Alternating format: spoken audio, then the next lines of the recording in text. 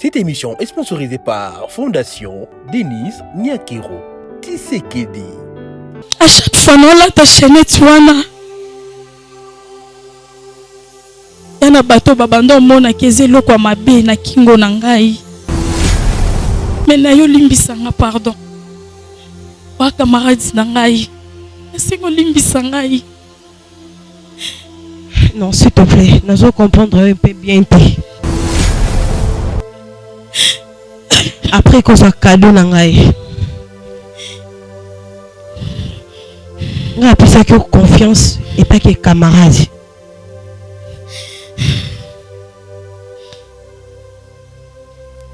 Après avoir coupé sur confiance et au yibi cadeau. En tant que Moussa Nzambe, nakoki komartele kasi bolingo. Amen. Parce que dans la Bible l'amour supporte tout. Et ça bolingo nde muté jouer déjà rôle makasi na kati yao. Et fait na kozwa chaînette ou peut-être c'est une façon de épargner pour maman Sonia. Très bien. Na kati ya makamususu. Etali chaînette spirituellement bakomisa ki ngonyoka. Mais nga en tant que Moussa Nzambe nazozongisa ngo kaka chaînette. Je déclare que ba esprit nyonso o ezaki destiné likolo chaînette oyo. Na ebete libala ya mama Sonia nde ezaki visé. Si nyonso esalemi boye pamba te mutako peso cadeau ya mabe ya lolenge oyo, c'est que ezaki pour détruire libala.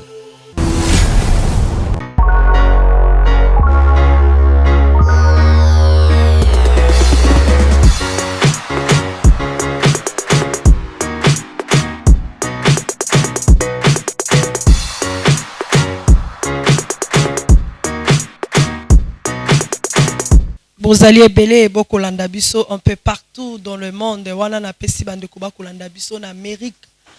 Na pesi bande ko ba kolanda biso na Afrique du Sud, bande ko ba kolanda biso na Europe, bande ko ba kolanda biso ba kota Ubangi, bande ko ba kolanda biso ba kota Est, ba kota Kalemi, ba kota Bandundu, ba kota Équateur, ba kota Bandundu. En tout cas bozali ebele boko landa biso tika ete kembo na Nzambe pe lokumu na Nzambe bisika ezali. Bisika bozali ekomela bino tika ete Nzambe apambola bino na bandako na bino tozana kati ya émission na biso bravo Jésus, bravo Jésus. Émission oyo ndeko ekokani na yo, ekokani na ngai, ekokani na biso nyonso. Abonnez-vous si massivement, aimez la vidéo, likez, laissez les commentaires et kozala vraiment malamu mingi pona kati émission na bino bravo Jésus.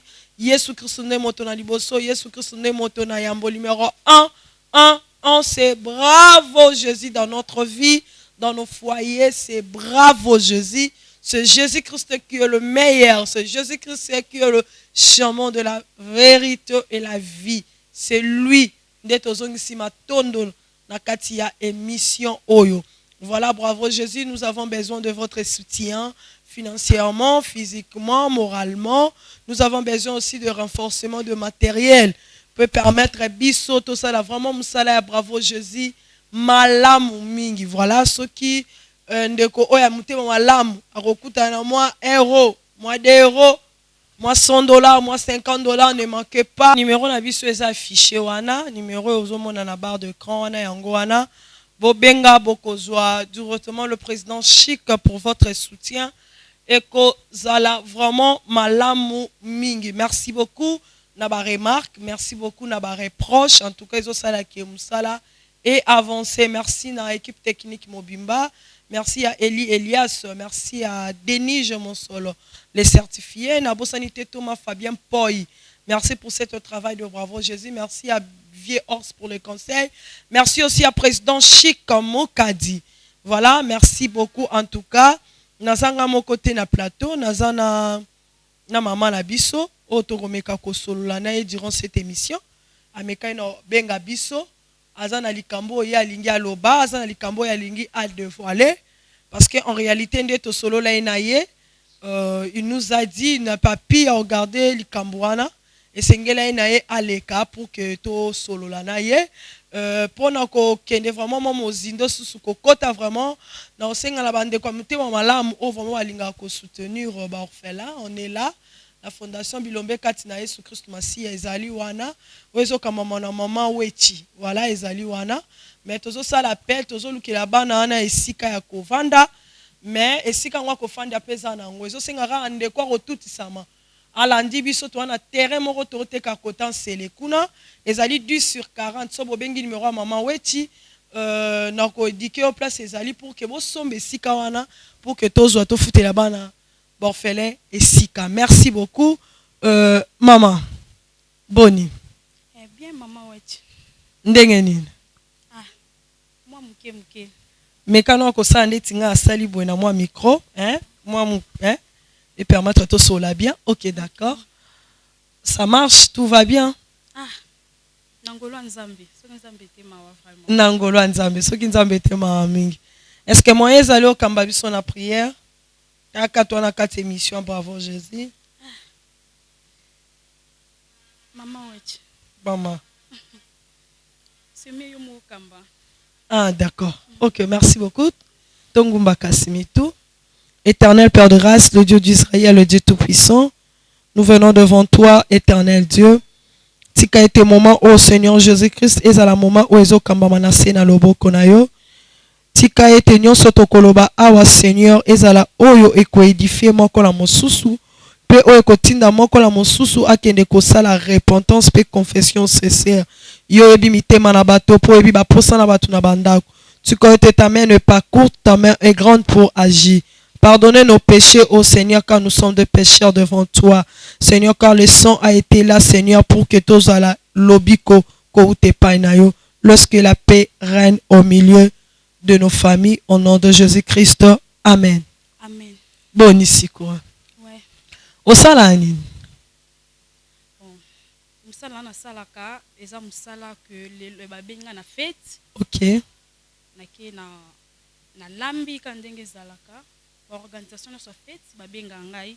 Musala na nga donc on a sala yango wana. Ah, ozali oza parmi ba organisatrice to lo babongo, tu fais partie de l'hôtellerie. Oui, c'est ça. O yekola to ezakara. Non, na yekola na ngai pe na aja muke mama na nga abando sala ngo mingi na ndoza trop pembe na ye. OK. Yango moni na kola nango bongo. Donc maman bando lamba na ba fête. Oui. Donc yo po bando tala olandika lokola mama.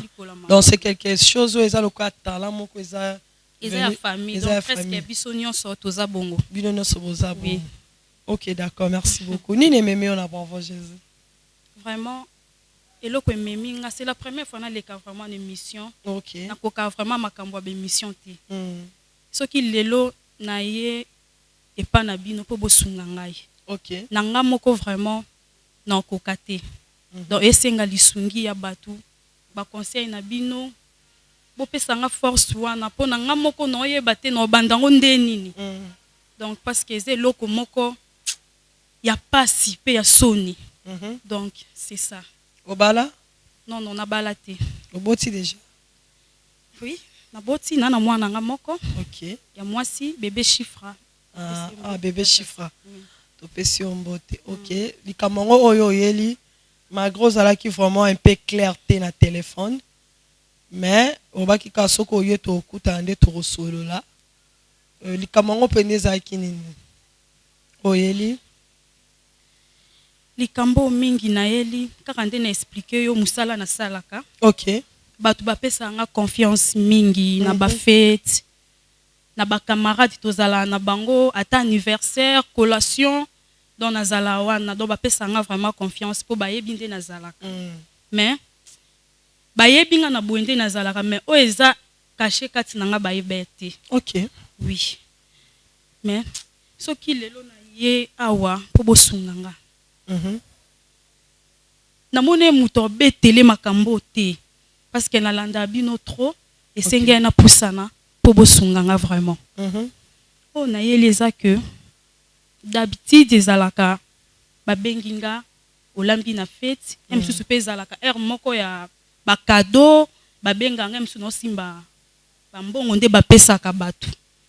C'est-à-dire que na ba moment à cérémonie enveloppe oui tant comme na moment ba cadeau aux ala rapé wana par kolamba nazala wana nazo garder parce que ba protocole pe baza to na kati ya makambo donc tout vous êtes dans une service hôtelier OK donc na sala ngo mingi ba benganga eza bato ba yebinga les amis et connaissances ami OK nazo yebeza na camarade moko benganga ezala collation na ye na kendaka wana na lamba te nazala pembeni na ye parce que azaki vraiment camarade nde nazala pembeni ezali ba cadeau mingi babando pesi ezaki enveloppe ya bambongo bani tonga nazwaka bambongo wana ezala na maboko nanga na gardango omona msusu na kolongola msusu 4 enveloppe donc na mona tandenga loba makambo te ya soni bamona ka mwasi kitoko na ozanga na malobo abimisa mo wana na munoko na ngai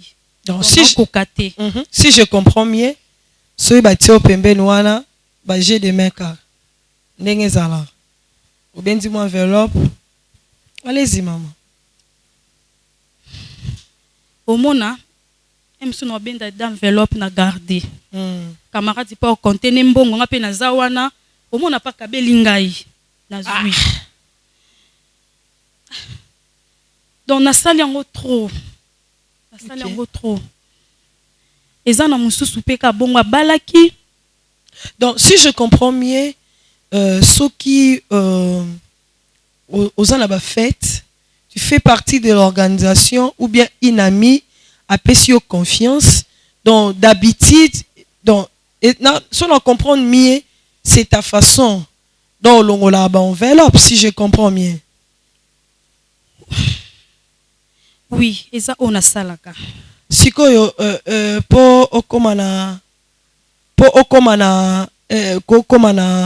na niveau wana est-ce que to bengango déjà c'est déjà du vol excusez-moi na fingi otema c'est eza déjà vol est-ce que eza lo moko déjà banda bo mwana to ebanzo kana kimukolo boy o meka pompele biso mo voix et ça biso bien non ebandanga bo mwana te donc na age muke na tikala te que na zwelo ko na yiba non na tikala sala ngote ndeti na ndako boy ba parents ba suspectant ote elo monte o non yeba na ko mosala on na age kimukolo nde na za boye na mona mbongo donc eza kwa ndo envier donc na koloba bongo na moni mbongo esengaka muteme etindanga ka na zwa donc na yiba ka mbongo wana donc na comme un esprit wana donc que fait ba pesinga confiance mususu mbongo ba pesi obo okolamba makamno so organisation na mususu no kata pe partie mbongo OK au moins pe fête toke fête pe biloko ko quitter na salle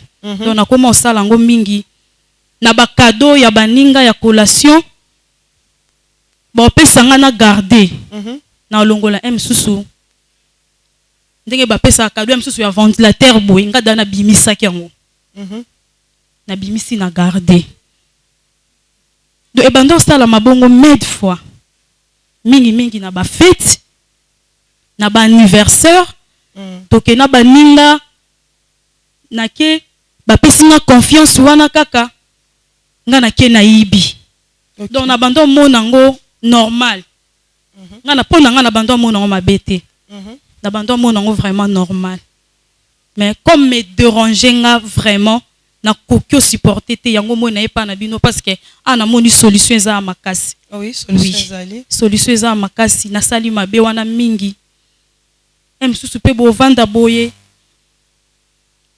na mobali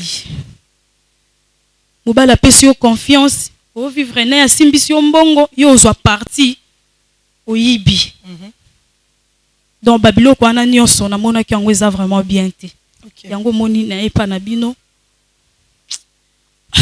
et loko nini vraiment réellement et pousser vraiment ya à part tout ce que tu nous dis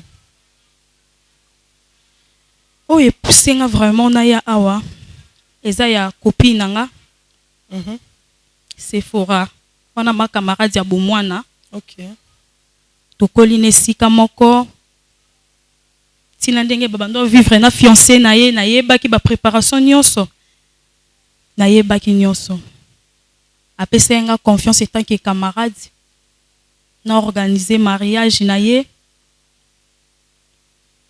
na sala ki nyonso tu wana elekaki vraiment bien. Et comme na moment moko nde bapesa ba cadeau alingaki que famille na ye bandeko ne basimba biloko wana te. Abengenga ndenga bengenga na yaki wana na bandi ko zwa ba cadeau ndenge bapesaka tu ces affaires mais oui nazozwa na siso je kompe na suka ba cadeau ndenge kendake pa marraine non nga pe nazala wana sur place mais namonaki elo moko ya différent des cadeaux comment. Oui, ezaki vraiment différent parce que ezaki vraiment bien protégé, ezaki mbaba mbalango bien. Nde natalaki namonaki na bino o ezelo mo eza très important na kati. C'est que fona zwango kaka. Na kokaki te na zwaki yango nde na mesana nanga kozwa nde na expliquer ko ne bandeli. Na zwaki cadeau wana bapesaki ye. Na ke nango pe na ndako po na fongole na sur place te. Na ke nango na ndako et gvandaki wana après 2 jours po na zaki na idée te po ezala d'habitude so na zui cadeau na fongola directement mais wana na fongola kite na gardaki yango na et les après 2 jours na ke na fongoli cadeau wana na moni chaînette mo ya bien or. Donc na sepele nango vraiment na bi oh eloko bien boy o bongi kana ngai c'est que ngande fona la tango na zwaki on a minute wana na meki na meki yango na moni ke salinga bien na tiki yango non la tananga pe et comme un jour mon na butu na lali po zaki son na lati na longoli nanga pe moko jour mon na butu na lali non on a ndoto batu baolandanga. OK. Batu baolandanga na ndoto nga ma d'habitude mako lota na lota vraiment te. Batu bazolandanga na banzete po babomanga kaka. Na sutuka boy ndoto. Kabi o ndoto ndeni na kipe nanga ngote. Na tongo pe na bimi na zui chaînette pe na lati chaînette nanga na bimi. Non tambo na nzina na moka batu baotala talanga non comprendre te façon et tel les abadunga vraiment non comprendre te. Oh non yeba jour moko na la tango kaka ndeza la chéra bengio quelque part toke vanda. Toke peto vandi. Na monaka mobali directement siliki atikinga na bara benga ndoki. Kaka pamba bo non na bi abenga ndoki na sali nini. Atelemi akei et déranger nga na monaki on kaka msusu yemo ka ebelo ka moni. Na kipe na ngati na zongi na ngandako na lali ndoto na lisusu zongi kaka batu bazolandanga na banzete batu bazolandanga bono comprendre ton ndoto modèle nini et répéter donc plusieurs fois ndoto wana mais na bando comprendre tina ndoto wana te na lata ape chaînette jour mususu to telemana tonton moka to ebanika na veni. OK. Na bimaki pe na monaka telemisinga abi yo lokono lati na kingo oloba nanga mais oza distance nanga okima ngai nga na ebisi anga siko na olinga na pusa na pembe na ye mais yo okima nga kaka nga na bi siko okima nga boendeni nga no tozala boete ezala msu obenga nga to vandi to solola mais no mono okima nga problème aloba ke lote akenaye jo mususu amoni ngai ebisinga yo no comprendre te loko lataka na kingo est-ce que yebi loko zo na kingo soki ngai yo na ngana kata kingo wana kaka pamba bo ngana bi okata kingo na nga parler olingo loba nini ebisinga mona te nguma na kingo no esani ngamba mosomo nguma na ko mosimba kingo ngana bi te ngana lati chaînette ngumu auti wapi na lati chaînette eza nguma te. Oh là là. Na moneka loko sa ba aventure vraiment na kipaki yango te. E ko zonga susu na ndako na lali ndoto wana ekozonga pene baboma nga pe babwaka nga na libulu. Oh. Yo chaînette wana est-ce que topesaki yo chaînette wana? Ba est-ce que kolobelo na ndoto? Oui. Chaînette wana eza na mukolo nango. Yo zolatela ngo nini? Na sutuka boye ndoto. Ah! Ngana bo makambo ni nzambe nanga. Na mona kaka ndoto na kipe nanga vraiment ngote. Na continue na kolata chaînette parce que ça ma or. OK. Eza vraiment ya bien. Ngamoko na misu na mona ngo or. Mais ça na batu misusu na misu boye. Ba mona ngo eza or te. Na lati tovai na ba camarades quand des staff bo vandi bo mela na ministère tovandi na ba bando mona te tovandi ambiance wana ndezalaka to bina bango nyoso batalanga boye Gina oh nini za na kingo nao na bini na lati chaînette mais oh to mona chaînette te na bi botika ba vanti boni buso bato continue ambiance na vandi ce que comme déranger ngai anabi oze loko nini mutali bosa lobe na ngai soki yo na kato kingo wana ba camarade ba komo lobola tinguma ngumba ndeza elingi yo na kingo na zongi na ndako na vandi na longo no chaînette yana ngamo no tala chaînette yango boye ngana bi oh mais o isa chaînette sikundenge nini emona na nguma na bengi petite sœur na ngana na bisio leta nanu chaînette on a tala non ce qui est komani petite sœur alati non mon ngo chaînette non mon nguma te ngana bise ke bateau ba sala nga ba ventir c'est que ba na posa ba yiba chaînette na ngai to nini na continue na nga pour la ta chaînette ndenge na la ta chaînette ndepe ndoto na monaka so na lati chaînette jour wana ndoto wana pe fozongelanga. OK. So na lati chaînette wana ndoto fozongelanga. Nabi o eza nini to ekuta na suna mobali mususu ka ndeza o lingo na nzela telemisio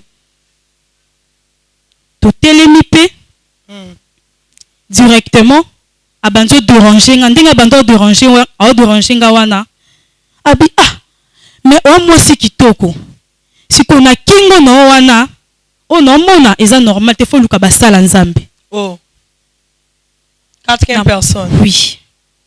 Na moni yango eza normal te na zongi na ekovanda nga na bi c'est que chaînette oyo eza ya bien te chaînette yango pe ezalaki nango yanga te ezalaki cadeau ya muninga bapesaki na mariage nazwaka nanga biloko ya bato ya mariage non nakutana na eloko te c'est que eloko eza eloko ya bien te. OK. nga na bi c'est que na luka moyen nazongisela mukolo nango na mituni na osala ndenge nini po nazongisela kolo nango chaînette oyo so na bina luka ye na ebise mso kobelanga moyibi mso kosala mabe na nzela babelelanga parce que aza vraiment camarade yango omoni na ye pa na bino po bosunga nga na yebi te so nasala ndenge nini na makambo ezokomela ngai o naokoka te naokoka vraiment kosupporta ngo te so na ye po bosunga ngai vraiment nanga mona okoka te nakoko supporter charge o te. OK. Oui. Maman kosungo eza problème te parce que toza bravo Jésus to sungara toujours il y a toujours des solutions mais le lenge ya lisolo na yo to ozobika lelo c'est déjà des problèmes spirituels. Est-ce que déjà ton omoni bandoto ezo se répéter et puis batu déjà bazomonelo mususu yozo lata est-ce que consulter ki basala nzambo priaka consulter basala nzambe? Oui maman. OK.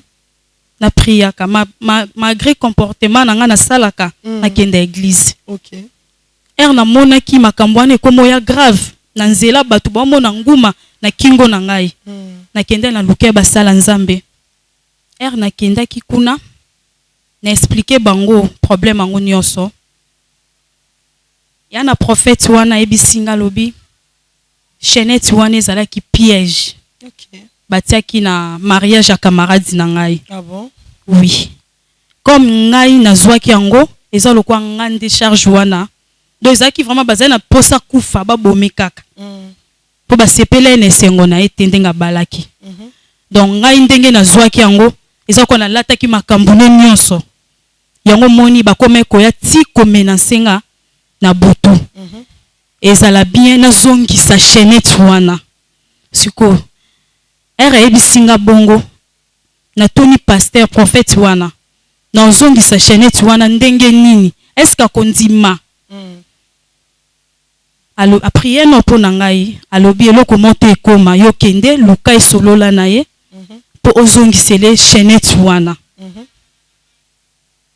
yango moni na ekepa na bino bosunganga vraiment nanga moko na koko benge te po nozongisele chaînette wana.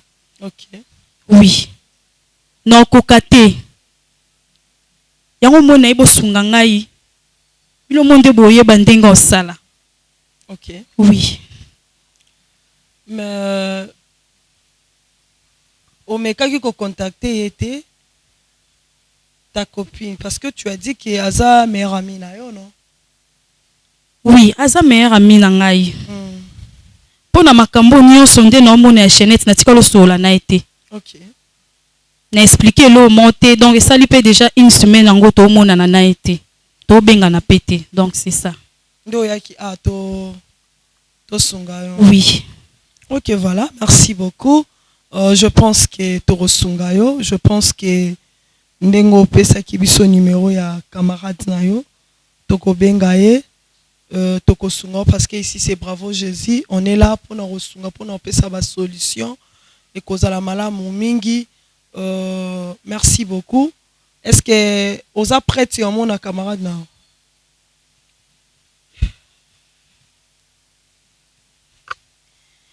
Oui. Naza prête sur mon aïe. Prête sur mon. Oui. Avec tout ce que tu viens de dire, tu es sûr qu'elle va accepter? Non, ndimana mi kitisa na sa ma colonie alimbisa ngai. OK. Alimbisa nga na action na sala et pas na ye na tala kite ki aza camarade na ngai. Donc na bosa na nyonso otoleke nango. Non ndimaka posa na ngezaka pardonninga. O na nango souci ngwana. OK, voilà, merci beaucoup, c'était Bravo Jésus. On se retrouve après.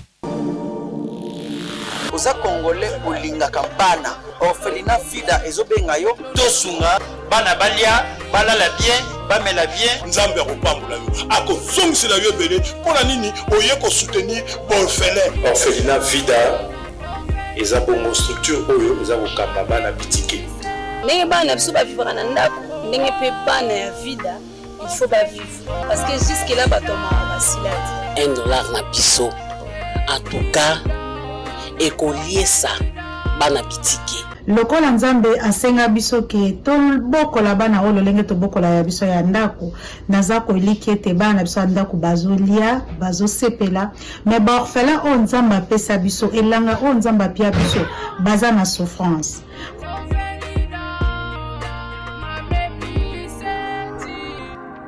Voilà, merci beaucoup Orphelinat Vida, ya maman Emily, bana bango wana, $1 na yo, $2, $3 na yo, $10, $100, $1000 et kosunga bana bazonga kelasi. Tous appellent la période de vacances et surtout le frais scolaire pour les orphelins. Yango vraiment de tous à kanango na motuya mingi. Benga numéro ozo le kanawana et puis et kozala malamu mingi vraiment. Merci beaucoup Ali Elias, merci à Thomas Fabien, merci beaucoup à Delige Monsolo, merci beaucoup le président Chic, merci Vieux Orte, merci na Bravo Jésus et merci beaucoup na chaîne Nabiso, chez Bisso Télévision. Voilà, merci beaucoup. Maman, ça va? Oui, ça va très bien. Ça marche bien? Ouais. Nyon se les kamalam. Oui, nyon se les bien. Vous avez vraiment apaisé maintenant? Ouais, ça va. Siko, tu peux recevoir ton ami? Oui. Ok, d'accord. Merci beaucoup, Papa Eli. Ceux qui m'ont invité à Coco Kota et aux Alamala au Mingi. Voilà, merci beaucoup.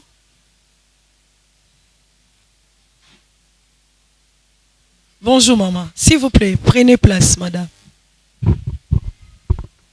Merci beaucoup.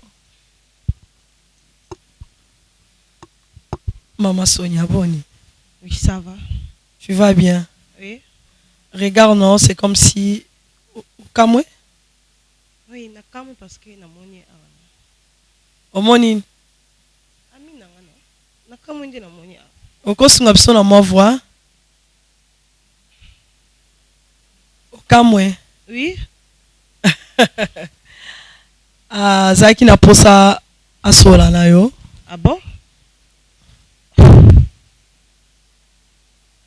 Comment que yo kozana poso sola na ngai oyo memana émission? Ba yo ebindako. Bon, peut-être à mon aki Andaku, peut-être ngai Simbate, peut-être elle a ses raisons. Et on peut contacter Bisso et on moni bravo Jésus Tobenga que maman Sonia. Merci d'abord pour l'invitation. Oui, merci. Merci beaucoup. Maman, Madame Sonia est là. Ce qui m'a ezali, beaucoup solana ye, beaucoup ko expliquer ye, les amala mingi. Problème? C'est vraiment ton ami? Oui. Meilleur ami nanga banda muke, tu te tangi bêtise na ye. Ok. Tinzamba yo sanga grâce na Bali, malgré tout na Bali te. Ah, au Bala? Oui, na Bala na sa mariée. Ok. Félicitations, madame. Merci. Ok.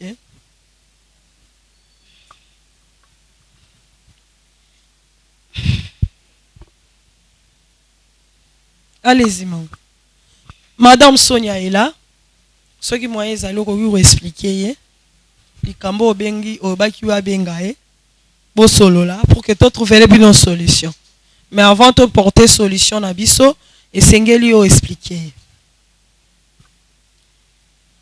Oui.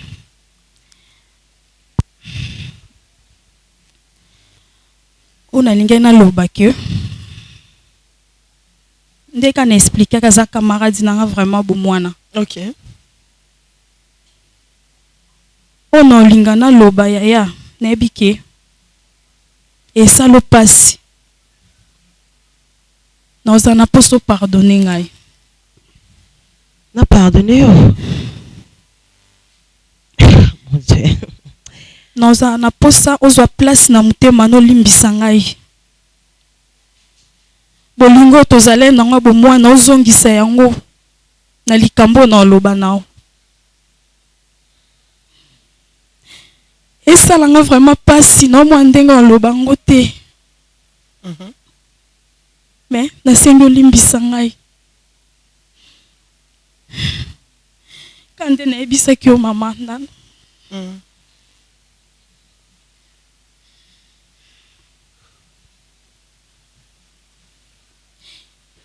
Limbisanga vraiment na ebike. Na sali o mabe mingi. Expliquez non no mabe yango salié. Yango na loba.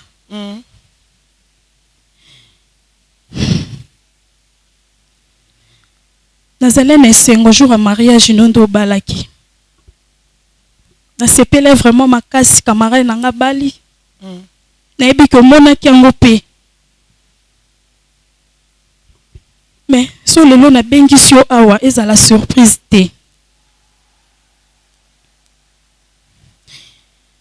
Na ebike opesenga confiance ya garder ba ya ozwa ba cadeau oui c'est ça. Ba cadeau na yo ya mariage na ki etika ngotie pa marraine. Ouais. Nde na kenda kotika na ebike nde bapesa ba cadeau ya na ba cadeau mususu oyeba te.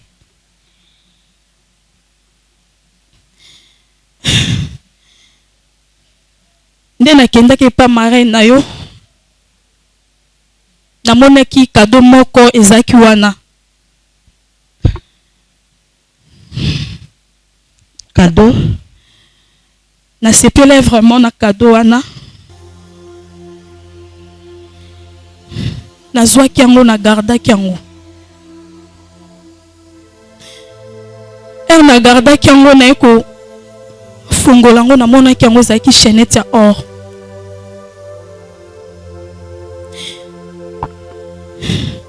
Ezaki chaînette ya or na koma ki olata yango. À chaque fois na bando olata. À chaque fois na olata chaînette wana. yana bato babanda omona keze eloko ya mabe na kingo na ngai. Nakende tie pa bapasteur, nasololi na bapasteur. Ezaki lokwa nde nazwaki ezaki liwa na nasombaki yango na maboko na ngai. Mais nayo limbisanga pardon. Wa camarades na ngai. Nasengo limbisa ngai. Non, s'il te plaît, nous allons comprendre un peu bien. Ce qui dans la joie malam, jour il y a mariage nanga, ba cadeau ba tuba pesaki. Ils ont un cadeau ozwaki. Oui, il y a un cadeau moko ba pesaki onga na zwaki. Après que ozwa cadeau nanga. Yango na expliquer yo.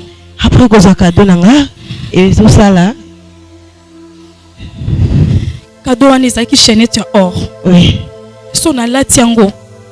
Bato baomonaka eza nguma na kingo na ngai. Quoi? Bato baomona eza nguma partout na otambola na mibali bakoma okimanga. Babanda so supporter nga te. Pardon, nasengo limbisanga. Na poso za na charge ote na nzoto na ngai. Na poso na za libre. Na posa naza libre pardon. So place na motema no limbisa ngai. Après que ça cadeau na ngai. Nga pesa que confiance et pas que camarade.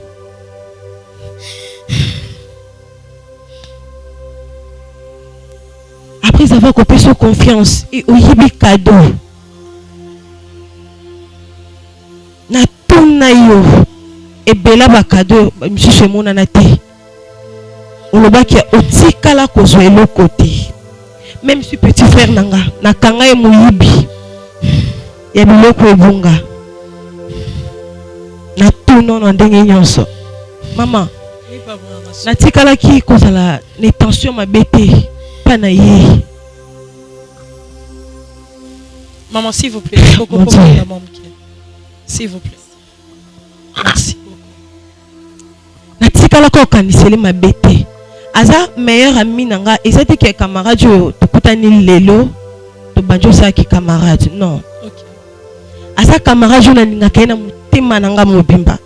OK. Nanzima teke no yemta ko sa biloko asali. E bonga ta kadongo ze malamu. E kadongo ze mabe. So zo ki cadeau ne or eninga ko salo nini. Lelo tu vis na danger ni ko ko enveiller. So singenga na ningena pesa. Oyebi makambe belo singanga na salela yo. Malgré tout la kokati. Ni cadeau nanga. Et en plus cadeau ne komi ko baluka. Nguma. Si pour yo nebite le benginga an émission et bon ko yeku to traitant ata na ndako et on meminga émission puis en plus mobile nanga zotala et famille nanga bazolanda meilleur ami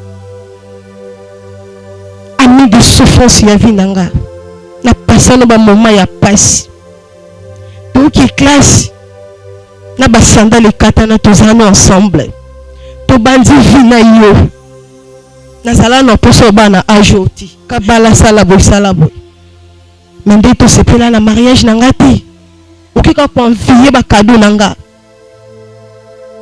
lorsque moni o komelio e bongo ko sisa makambu na ndenge yo moko banda kyango siko ngalo sa nini mama nazala poso ya cadeau wana te. Madame Sonia ya lobia ye na cadeau. Non, s'il te plaît, naza la taille ko simba ngoti. Et yo moko za clair que ezo baluka nguma. OK.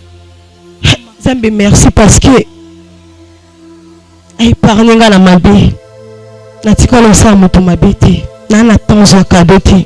Puis en plus ceux qui na yeba ki mama obengi senga pona makambo na ninge na yati. Na ninge na yati. Pona vandi saye na ndenge tu na loba na tuna. Atikala jamais on dima. Siko lolo. Est-ce que tu peux la pardonner? Est-ce que tu peux pardonner? C'est ton meilleur ami, ami d'enfance. Est-ce que tu peux la pardonner?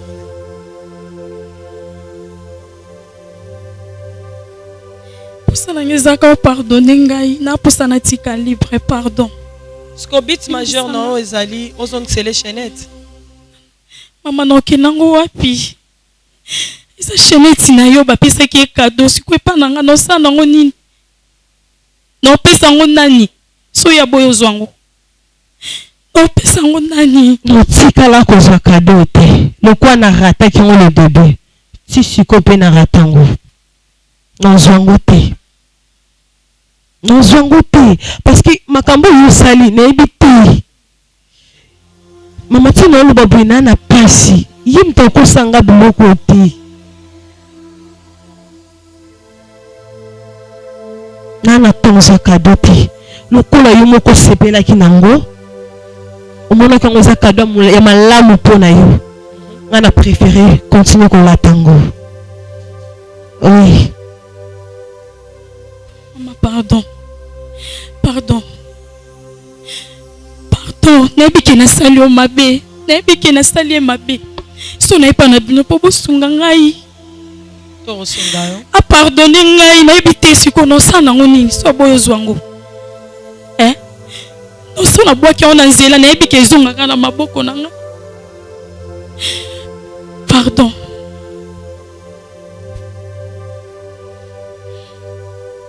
Madame Sonia. Oko s'est décidé ni. Maman. Na respect nyonso na zango pona yo. OK. Obengi nga na tikinda kunanga na yawa. Chene chwana no simba te. OK. Et ça bien. Le quoi yoza mosala nzambe. Yondo mo gérer chene chwana. Parce que il peut ba lukanguma et yanza clair. Chene chwana za ki piège. Pona ngai. OK. Le quoi na balaki batamukil ba sepela été. Voilà, merci beaucoup. Yo ozwate, yepe moi qui nango ezate, ça c'est bravo Jésus. On est là, tu reçois solution. Moi je m'aimerais mieux avant d'avoir conclusion. Est-ce que au limbisa? Madame Sonia, tu peux pardonner ton ami. Parce que ya yo kayo lobi qui est sa meilleure amie na yo, bobandi na passe. Est-ce que tu peux la pardonner?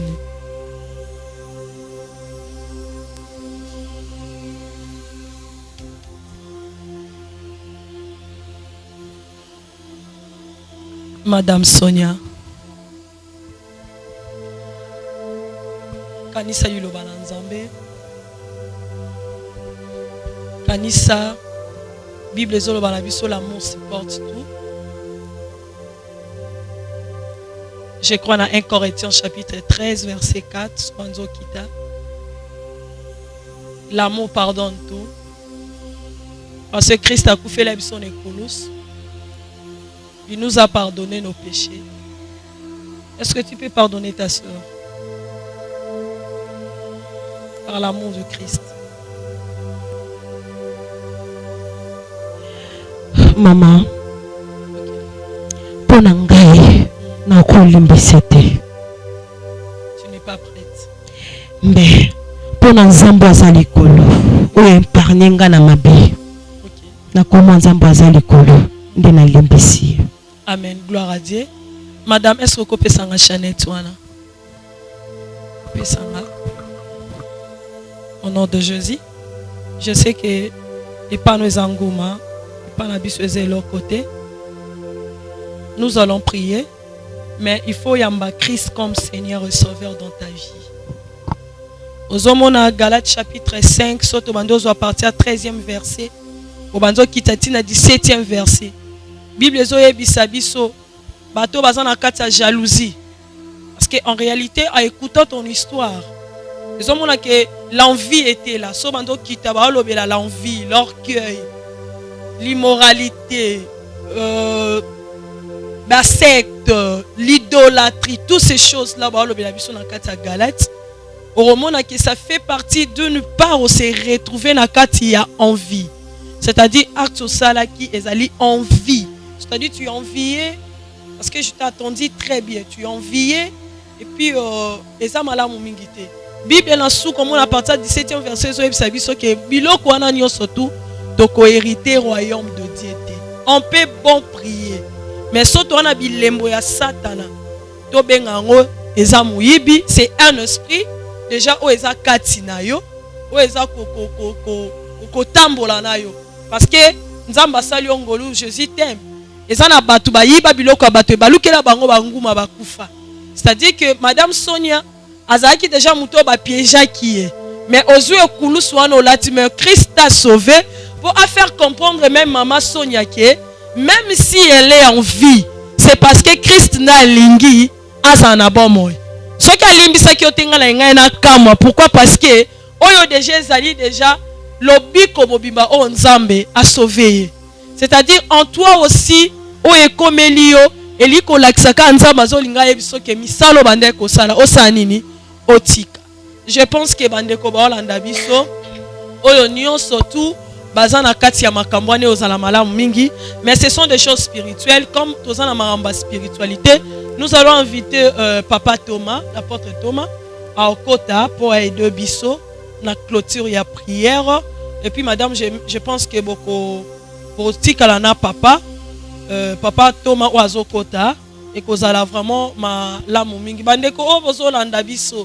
Cette émission, Eza wana parce que Eza Kosunga Bisso, Eza Kosunga Ngai na yo, Tozongela Nzela, il y a Christ, et que vous allez vraiment malamu mingi. Madame Sonia, en tout cas, vraiment merci. Et na pardon na yo. Et puis, maman na biso, je pense que Nzambe Azawana a opé sa biso solution. Ce qui papa Eli a côté la biso, papa Thomas, et que la vraiment malamu mingi. Bible zo ebisanga na yo na Jean chapitre 3 verset 16. Car Christ a aimé le monde, il a donné son fils unique. Quiconque croit à lui ne périsse pas, mais qui ait la vie éternelle. Le long maman a vu son dimeli Christ qui est vie éternelle et continue déjà katinaye automatiquement parce que Christ c'est l'amour. Merci beaucoup, Papa Thomas. Je vous en prie, Moussa Nanzambe. Est-ce que tu peux venir ici, s'il vous plaît, avec tous mes respects. Voilà, merci beaucoup. Merci, Maman Wichi. Oui. Tozali na maman biso, maman Sonia, madame Sonia, ça c'est son amie. Il y a un problème, il y a baninga mibale, bazala qui na ba meilleure amie on peut dire. La sœur Aza organisatrice, il y a ba fête. La sœur Ndaza qui mariée, après ça qui est confiance, mais la chaînette là aux moneza tout autour de toi là, c'est une chaînette qui cadeau à maman Sonia. Mais la sœur d'habitude, nous a expliqué son histoire que à chaque fois qu'il y a une organisation, Aïba, mais Koïba, tout Aïba qui chaînette, et comment on est là, et a invité qui Madame Sonia y a un plateau pour qu'elle soit Madame Sonia Lobi, un chaînette qui a déjà de l'esprit impire à Ozoa en roté. Étant qu'un serviteur de Dieu, il y aura toujours une solution par rapport à Bravo Jésus. Merci beaucoup, Maman Wichi, pour na maloba, et na tondingol, nkolo na biso, pour na mama malamu ou apesi biso. En tant que Moussa Nzambe, nakoki koma apeleka asi au bolingo. Amen. Parce que n'enge Bible talisi biso, l'amour supporte tout. Eza bolingo nde moto jouer déjà rôle makasi na kati yao.